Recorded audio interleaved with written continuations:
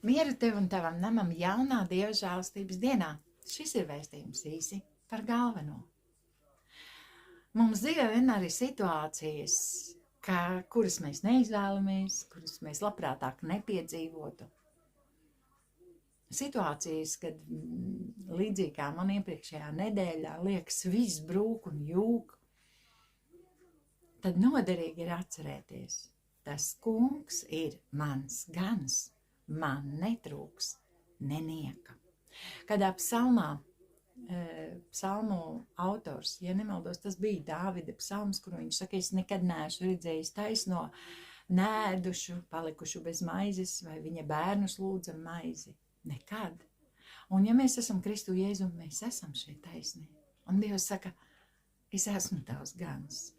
Tev netrūks nenieka.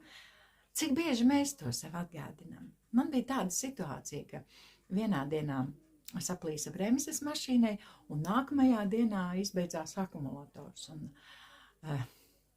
paldies Dievam, viņš nodrošināja manu vajadzību uz pirmo jautājumu, un es arī jums par to dalījos savā priekā. Bet nākamajam jaunam akumulatoram nācās aizņemties. Un tad ir jautājums, Dievs, kur, kāpēc? Nē, atceries, tas kungs ir tavs gans, tev netrūks nenieka. Jo, ja tu paļaujies uz viņu, jā, viņš pieļauj tādas situācijas, kad varbūt tev ir jāiet ar pastieptu roku, bet tas nekad nav viņa plānā. Bet ko tu darīsi ar to? Vai tu tajā spēsi viņu slavēt, vai tu spēsi paļauties uz viņu, vai tu spēsi viņam pateikties, ka caur šo situāciju tu vari kaut ko iemācīties? Šīs dienas apliecinājums, tas kungs ir mans gans, man netrūks nenieka. Un kā tu saproti, tas ir 23. psalms, kur tālāk viņš saka, viņš liek man ganīties zaļainās ganībās.